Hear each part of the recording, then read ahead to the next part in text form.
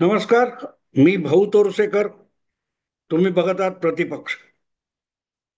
मित्रांनो, आज मी दिल्लीत आहे आणि प्रवासाच्या थकव्यामुळे दिवसभर काही करू शकलो नव्हतो. आणि संध्याकाळच्या सुमाराला जेव्हा बातम्या चाळल्या तेव्हा एक बातमीने माझं लक्ष वेधून घेतलं. ती बातमी म्हणजे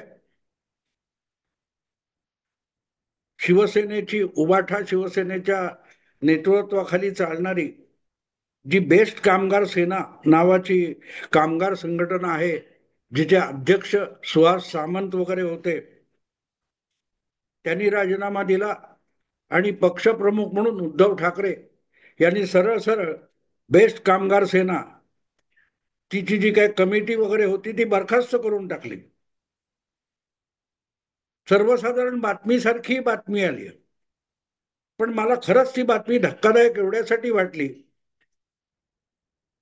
की जी बेस्ट कामगार सेना आहे तिच्या स्थापनेपासून कदाचित पहिल्यांदा अशी कुठची कमिटी बरखास्त करणं वगैरे झालेलं असावं. पण त्यापेक्षाही धक्कादायक गोष्ट अशी की एका पतपेढीच्या निवडणुकीमध्ये उबाठा शिवसेनेचा हा जो दारुण पराभव झाला, त्यानंतर तुम्ही अख्खी संघटना किंवा तिथे जी काय सूत्रसंचालन करणारी समिती वगैरे आहे, कमिटी आहे, ती बरखास्त करणार असाल तर ही एखाद्या पक्षाच्या नित्य कारभार चालवण्याची पद्धती असू शकते का, हा प्रश्न आहे. त्याच्याकडे फारसं कोणी गांभीर्याने बघितलेलं नाही. एका दिवसात जसे एकनाथ शिंदे गद्दार खोके वगैरे झाले, अजूनही सुहास सामंत यांच्यावर काही आरोप वगैरे झालेला नाही. पण सुहास सामंत यांची राजीनाम्याच्या निमित्ताने भेट सुद्धा पक्षप्रमुख उद्धव ठाकरे यांनी घेतली नाही, असंही त्या बातमीत म्हटले. पण प्रश्न असा येतो की बाकीचे सगळे दोषी असतात तर पक्षाचा सर्वोच्च नेता का दोषी नसतो.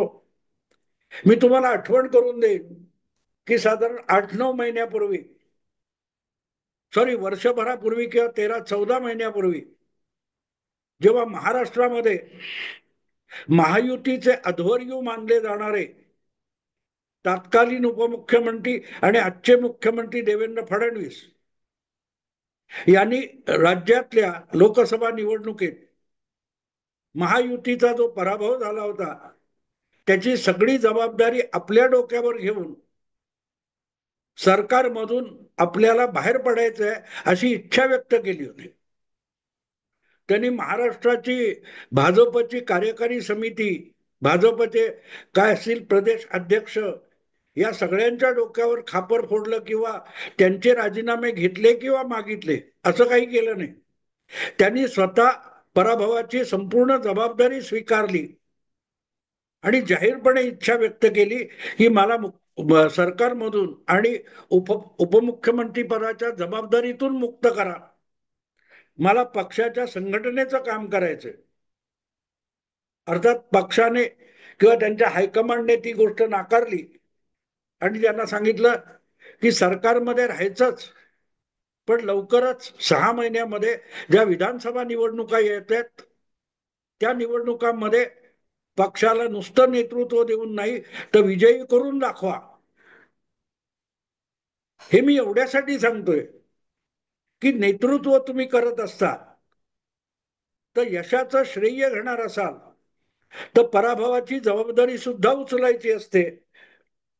प्रत्येक वेळेला आपले सहकारी, कनिष्ठ सहकारी यांच्यावर खापर खोडून किंवा त्यांच्यावर दोषारोप करून स्वतः सुरक्षित राहण्याची जी भूमिका असते ही कुठल्याही संघटनेला, पक्षाला किंवा संस्थेला यशस्वी मार्गावर घेऊन जाऊ शकत नाही. काँग्रेसचा आज देशभर जो ऱ्हास झालेला आहे आपण बघतोय. एका मागून एक राज्यामध्ये काँग्रेसचा दारुण पराभव होतोय. कधी काळी संपूर्ण देशाच्या जवळजवळ सगळ्या राज्यामध्ये ज्या पक्षाचे मुख्यमंत्री होते आणि निर्विवादपणे ज्या पक्षाला लोकसभेमध्ये 300 नव्हे 350 पेक्षा अधिक खासदार मिळत होते. त्या पक्षाची अवस्था 44, 52 आणि 99 इतकी खालवली आहे. पण पक्षाचं नेतृत्व जे सक्तीने गांधी परिवाराकडे असतं, ते सगळ्यांवर दोषारोप करतात, सगळ्यांना गद्दार ठरवतात, सगळ्यांना भरातीचे घोडे किंवा काय ते लंगडे घोडे वगैरे म्हणतात, पण आत्मपरीक्षण करायला तयार नाहीत, आपला चेहरा आरशात बघायला तयार नाहीत. आणि त्यामुळेच काँग्रेस आज इतकी रसातळाला गेलेली आहे. हे मी एवढ्यासाठी सांगतोय की नेमक्या त्याच वाटेने जर उद्धव ठाकरे जाणार असतील आणि त्यांचा पक्ष जाणार असेल, तर मग नुसती ती एका पतपेढीची छोटीशी क्षुल्लक निवडणूक पराभूत झाल्यामुळे सगळं बेस्ट कमिटी जी काय असेल, बेस्ट कामगार सेनेची कमिटी आहे, ती बरखास्त करून शिवसेनेला उभारी मिळणार नाही किंवा बेस्ट कामगार सेनेला उभारी मिळणार नाही. मला आठवतं त्याप्रमाणे सुहास सामंत हे 1985 साली नगरसेवक झाले गोरेगाव मधून, आणि पुढल्या काळात हळूहळू करत बेस्ट कामगार सेनेचं नेतृत्व त्यांच्याकडे आलं. दरम्यान त्यांच्याच बरोबर पहिल्यांदा नगरसेवक झालेले नारायण राणे हे बेस्ट कमिटीचं म्हणजे महापालिकेतल्या बेस्ट कमिटीचं अध्यक्षपद सलग 3 वर्ष त्यांनी हाताळलं होतं. आणि त्या काळात त्यांनी अतिशय मजबूतपणे बेस्ट कामगार सेना उभी केली होती, जी आजच्या भाजप सोबत गेलेल्या किंवा तेव्हा शरद राव आणि जॉर्ज फर्नांडिस यांच्या नेतृत्वाखाली असलेली संघटना होती. त्या मान्यता प्राप्त संघटनेला टक्कर देण्याची क्षमता नारायण राणे आणि सुहास सामंत यांनी निर्माण केले होते. नारायण राणे पुढे शिवसेना सोडून गेले वगैरे वगैरे, तो इतिहास आहे. पण या सगळ्या प्रकारामध्ये आज ती कमिटी बरखास्त करणं, दीर्घकाळ तिचं नेतृत्व करणारे सुहास सामंत यांनी जबाबदारी घेऊन राजीनामा दिला, तर ती कमिटी बरखास्त करून टाकली. प्रश्न असा आहे की मागल्या किती निवडणुकांमध्ये शिवसेनेची सातत्याने वेगवेगळ्या मोर्चामध्ये, वेगवेगळ्या आघाडीवर, वेगवेगळ्या पातळीवर जी पिछेहाट झालेली आहे, त्यासाठी कोणी आणि किती राजीनामे दिले. मुख्यमंत्री पदापर्यंत झेपावलेले उद्धव ठाकरे यांनी अगदी एकट्याच्या बळावर 2014 मध्ये 63 शिवसेना आमदार भाजपच्या पाठिंब्याशिवाय आणि भाजपच्या विरोध करूनही निवडून आणले होते. तेव्हा त्यांचं कौतुक झालं नाही, जे मी केलेलं होतं इतरांनी केलं नाही. पण मला त्याचं कौतुक होतं, कारण ती पहिली निवडणूक शिवसेना ही संपूर्णपणे स्वबळावर लढली होती. बाळासाहेबांच्या काळात जी झेप शिवसेना घेऊ शकली नाही आणि जी काय म्हणतात ती भरारी शिवसेनेने स्वबळावर घेऊन दाखवली होती, त्याचं रहस्यच उद्धव ठाकरेंना उलगडता आलं नाही. आणि सत्तेच्या मागे मागे धावत आज जी काही शिवसेनेत फूट पडली आहे आणि दुर्दशा झालेली आहे, त्यातून ते बाहेर पडायला तयार नाहीत. आणि म्हणून मला ही बातमी बघितल्यानंतर धक्का एवढ्यासाठी बसला की आज तुम्ही तडकाफडकी बेस्ट कामगार सेना बरखास्त करायला निघालाय. म्हणजे जी काय कमिटी, जे काय नेतृत्व हाताळत होतं ते त्यांना तुम्ही जबाबदार धरताय.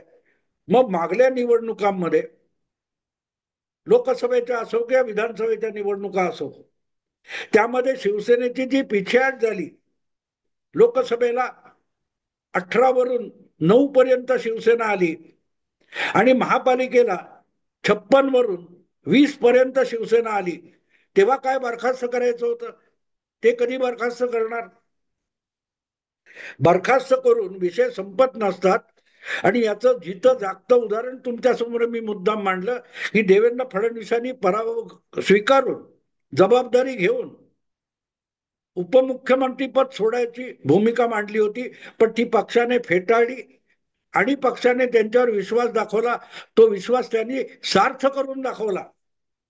2014 किंवा 2019 या वेळेला जितक्या जागा, जितके आमदार निवडून आणले होते, त्यापेक्षा सर्वाधिक म्हणता येतील असे 132 आमदार देवेंद्र फडणवीसांनी विधानसभेत निवडून आणले. त्यांना पक्षाने बरखास्त केलं असतं, त्यांचं नेतृत्व बाजूला केलं असतं, तर विधानसभा निवडणुकीत भाजपला एवढी मजल मारता आली असती का याचा विचार करा. विषय शिवसेनेचा आहे, बेस समितीचा आहे, बेस काय तो पतपेढीचा आहे. पण मी हा तुम्हाला समांतर उदाहरण का देतोय की कोणाला तरी बाजूला केलं, कोणाला तरी बरखास्त केलं म्हणून पक्षाची नवी उभारणी होत नाही. जबाबदारी दिली पाहिजे, जबाबदार धरलं पाहिजे, पण कुठे चुकलं याचाही शोध घेतला पाहिजे. पहिला प्रश्न असा होता की ही एका पतपेढीची निवडणूक होती. बेस्टमध्ये जितके कामगार आहेत तितके सुद्धा सगळेच्या सगळे या पतपेढीचे सदस्य नाहीत. अशा वेळेला त्या पतपेढीच्या निवडणुकीत आपली प्रतिष्ठा, पक्षाची प्रतिष्ठा, ठाकरे परिवाराची, ठाकरे ब्रँडची प्रतिष्ठा पणाला लावणे कोणी केलं होतं? ते सुहास सामंतांनी केलं होतं का? अगदी दोन चुलत भावांची आणि त्यांच्या दोन चुलत मुलांची म्हणजे चुलत भावंडांची फोटो लावून ठाकरे ब्रँड हे सगळं कोणी केलं होतं? का केलं होतं? त्याची काय गरज होती? प्रतिष्ठा कुठे पणाला लावायची? आपली असली नसली ताकद कुठे पणाला लावायची? याचा थोडा सुद्धा विचार करणार नाही का? हा महत्वाचा प्रश्न आहे. आणि तिथे लक्षात येतं की शिवसेना नावाचा पक्ष, संघटना, नेतृत्व इतकं विस्कळीत झालेलं आहे की त्याला निवडणुका जिंकणं, सत्ता बळकावणं किंवा सत्ता मिळवणं या पलीकडे कुठचंही ध्येय धोरण राहिलेलं नाही. आणि म्हणूनच अगदी दोन भाऊ एकत्र आले की मराठी मन इकडचं तिकडे होणार आहे आणि मराठी अस्मिता जागी होऊन जे समोर येतील त्यांना जाळून पुसून राख रांगोळी करून टाकणार आहे. या ज्या भपकेबाज भूमिका असतात त्याचा हा पराभव आहे. हा सुहास सामंत या एका शिवसेना कनिष्ठ नेत्याचा पराभव नाहीये, हा एका पतपेढीतला पराभव नाही, हा एका भूमिकेचा पराभव आहे. जी भूमिका आगामी महापालिका स्थानिक संस्थांच्या निवडणुकीत घेऊन जायचं हा निर्धार उद्धव ठाकरेंनी केलेला आहे. आणि त्यासाठी मनसेकडून जेवढं बोललं जात नसेल तेवढं अधिकाधिक उबाठा शिवसेनेकडून बोललं जात आहे की ठाकरे बंधू एकत्र आले, ठाकरे ब्रँड चालणार, ठाकरे ब्रँड कधी फेल होत नाही. ही पोपटपंची आहे. पराभवाची सगळ्यात मोठी जबाबदारी त्या पोपटपंचीमध्ये. क्रियेविना वाचाळता व्यर्थ आहे हा सुद्धा मराठी वाक्प्रचार आहे किंवा वचन आहे. शिवसेना जेव्हा सरसर सरसर वाढत गेली, फोफावत गेली, ती सगळी क्रिया होती, वाचाळता नव्हती. एक नेता बोलायचं ते एक नेता बोलेल. मनोहर जोशी असतील, नवलकर असतील, सुधीर भाऊ असतील, दत्ताजी साळवी असतील, असे जे दिग्गज नेते ज्यांनी शिवसेनेचा पाया, शिवसेनेच्या राजकारणाचा पाया घातला, त्यांची पण बाळासाहेब हयात असताना पक्षाची भूमिका जाहीररित्या त्या विषयी त्या दिवशी मांडण्याची हिंमत नव्हती. जोपर्यंत बाळासाहेब त्या विषयावर बोलत नव्हते तोपर्यंत त्या विषयाला कुठचाही शिवसेनेचा दिग्गज नेता पहिल्या फळीतला, आरंभीच्या काळातला चकार शब्द बोलायची हिंमत नव्हती. आणि आज सुषमा अंधारेंपासून अंबादास दानवे पर्यंत कोणही शिवसेनेच्या भूमिका मांडतो आणि त्या कदाचित उद्धव ठाकरेंना, आदित्य ठाकरेंना माहिती पण नसतात. इतक्या पातळीवर जर शिवसेना उबाठाचं नेतृत्व बेजबाबदार झालेलं असेल तर मग हे असं बरखास्त करून काही होणार नाही, काही होणार नाही.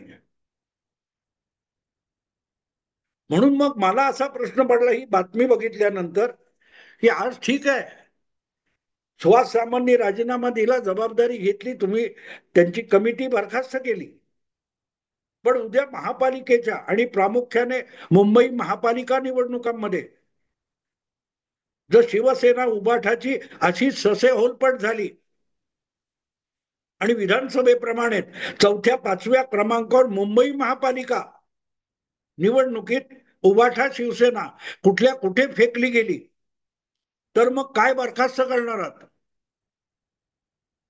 उबाठा हे काय ते कंसात उपनाम लागले, ते धरून असलेली शिवसेना बरखास्त करणार आहेत उद्धव ठाकरे. मग त्यावेळेला राजीनामा कोणी द्यायचा? एका पतपडीच्या निवडणुकीसाठी बेस्ट कामगार सेनेचा अध्यक्ष राजीनामा देतो. शिवसेनेची विधानसभा निवडणुकीतली उबाठा शिवसेनेची संख्या ही 20 वर आली, तेव्हा कोणी कोणी राजीनामे दिले? हे बातम्या रंगवणारे आहेत, त्यांनी पण हा संदर्भ दिला पाहिजे. आज बेस्ट सारख्या एका क्षुल्लक निवडणुकीसाठी जिथे एकूण मतदार काय 15-17 हजार आहेत, मतदान 12,000 केलं, त्यासाठी एका कनिष्ठ नेत्याला हाकून लावला जातो किंवा बरखास्त केला जातो.